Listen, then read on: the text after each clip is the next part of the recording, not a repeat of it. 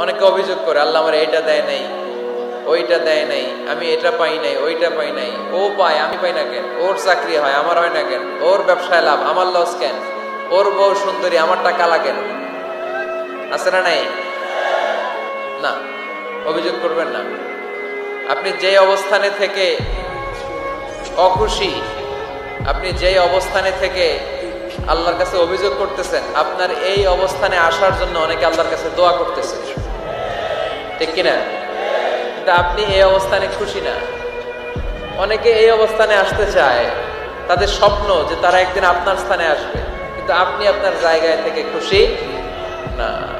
এজন্য উনজুর ইলা মান হুয়া আসফালা মিনকা, তোমার চেয়ে যে খারাপ অবস্থায় আছে তার দিকে তাকাও, তাহলে তোমার মনের দুঃখ ঘুচিয়ে দিবে কে? আপনার চেয়ে যে খারাপ অবস্থানে আছে তার দিকে দেখেন কি অবস্থা।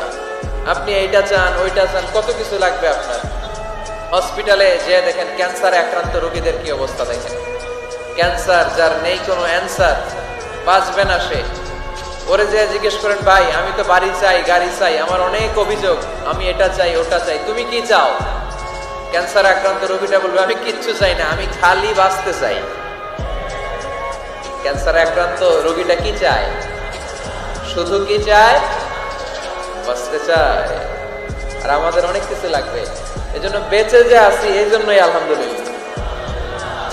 শ্বাস প্রশ্বাস যে নিতে পারতেছি, বেঁচে আছি, অনেক দিয়েছে প্রভু, আর কিছু লাগবে না, আলহামদুলিল্লাহ পড়েন। চাওয়ার কোনো শেষ নাই।